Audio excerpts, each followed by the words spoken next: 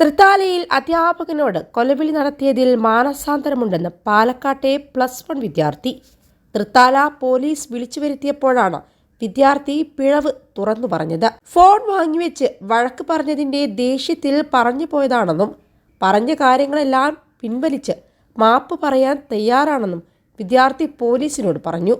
കൂടാതെ തനിക്ക് അതേ സ്കൂളിൽ തന്നെ തുടർന്ന് പഠിക്കാനുള്ള അവസരം നൽകാനും ഇടപെടണമെന്ന് വിദ്യാർത്ഥി പോലീസിനോട് ആവശ്യപ്പെട്ടു.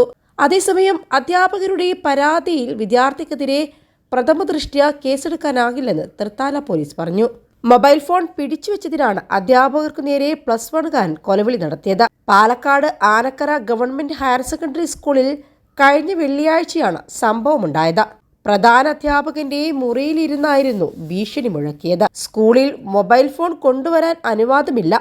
അത് ലംഘിച്ച് സ്കൂളിലേക്ക് മൊബൈൽ ഫോൺ കൊണ്ടുവന്നതിനെ തുടർന്ന് അധ്യാപകർ ഫോൺ പിടിച്ചുവെക്കുകയായിരുന്നു.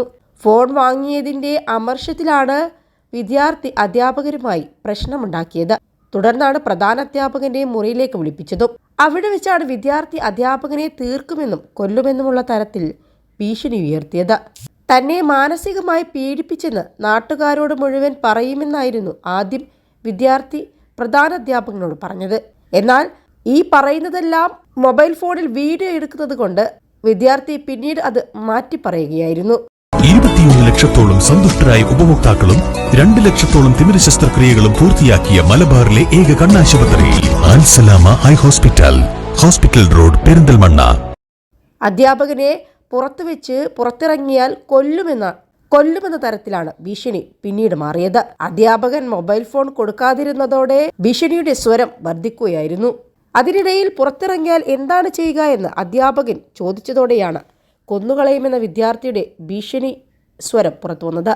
സംഭവത്തിന്റെ ദൃശ്യം സമൂഹമാധ്യമങ്ങളിൽ പ്രചരിക്കുന്നുമുണ്ട്. തുടർന്ന് അധ്യാപകരും PTA-യും തൃത്താല പോലീസിൽ പരാതി നൽകുകയായിരുന്നു.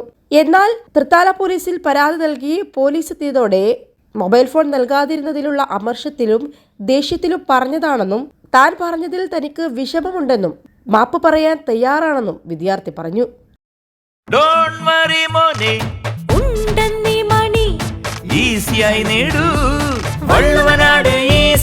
ആവശ്യം ഏതുമാകട്ടെ, പണം ഞങ്ങൾ തരും.